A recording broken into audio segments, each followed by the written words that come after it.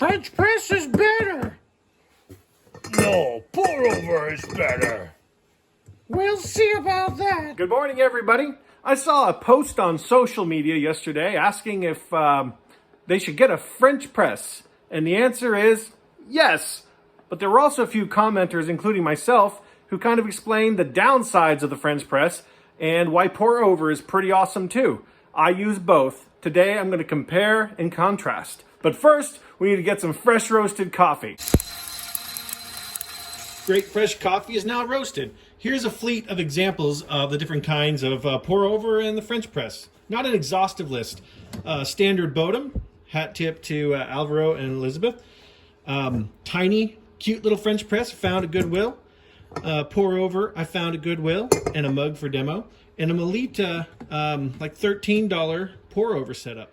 The first difference I'd like to point out is the French press is kind of picky about grind size. You don't want it too small because you're going to get a lot of silt.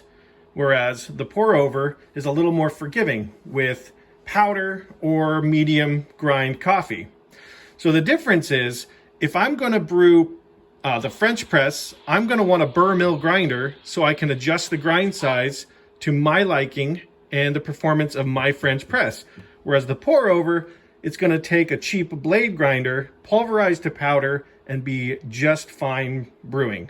I'm going to load these two grinders up and load each of my brewers. I'm going to load the grinders with about 1 ounce of coffee. That's half a cap here. The one on the left is a Hario burr mill grinder.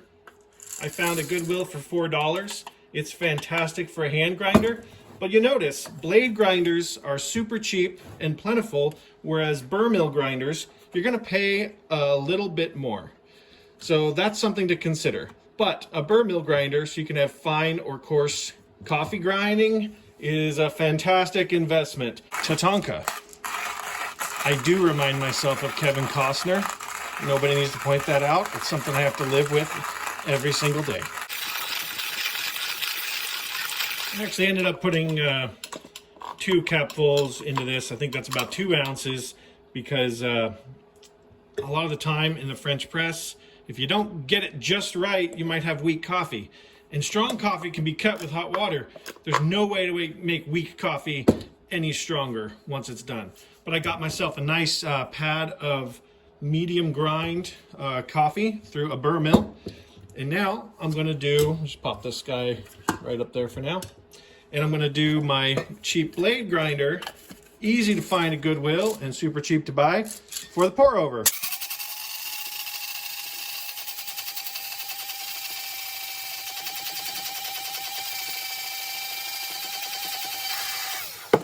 One of the things I will say about the French press is you don't need any products like filters. All right?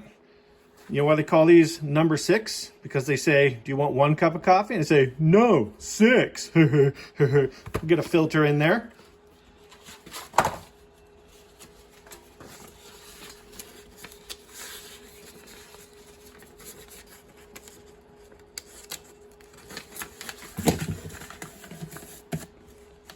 And we're going to pour the coffee.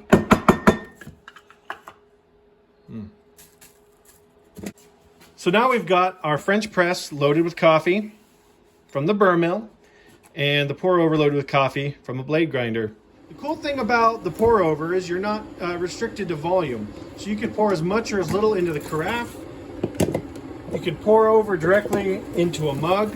And while camping, you can pour over directly into a kettle that you keep on the stove or the fire. So this is why I really like this. All right. So the other thing is French press, a little bit more picky about time. Depending on who you see, one method is to pour in there and then let it sit for a little bit, stir, and then pour the rest of the water. Pour over. You can get a fancy pour over kettle or cheap $16 kettle. So first thing I do, wet the grounds. You see the bloom on top of that. So a lot of people, first off, if you got super fresh coffee that blooms, both the pour over and the French press are excellent options because they accommodate bloom. Whereas espresso machines and even drip coffee makers may not do that. A lot of people say you got to let all your fresh coffee rest for a while before you can brew it. I think the traditional Ethiopian brewing ceremony would defeat that line of thinking. So you do you, boo. If you want to drink this coffee straight out of the roaster like I'm doing today, you do that. And then you can taste how it ages as it rests over the next few days. You can see the development of the coffee and find out what's right for you. And we'll, after that, we top her off over here, all the way up to the edge, getting all the grounds nice and moist. And then she starts pouring over. And then we gotta let this sit for 2 minutes, and then we're gonna stir it. And that brings me to my other point of, you need a utensil in order to do French press. So partway through the brewing process, you kind of break that crust and give her a stir. Now you have a dirty spoon. Then you fill it the rest of the way with water for another couple minutes. All right, and everybody's favorite time for the French press. That thing's been brewing for a while. This is the most fun part right here. Lots of schools of thought on whether you should push it all the way down or part of the way down, but slow and steady wins the coffee.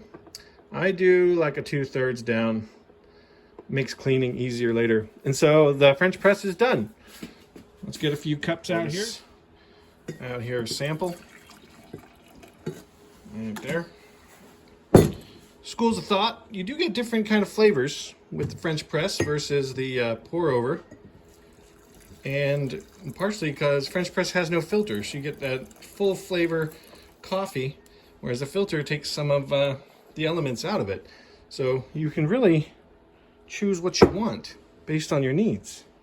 Yeah, in general, this one has a full flavor with a very upfront bite to it. And this one is a little bit more mellow. So this is like all day thermos at the potluck kind of deal. And this is a super treat to get that full flavor.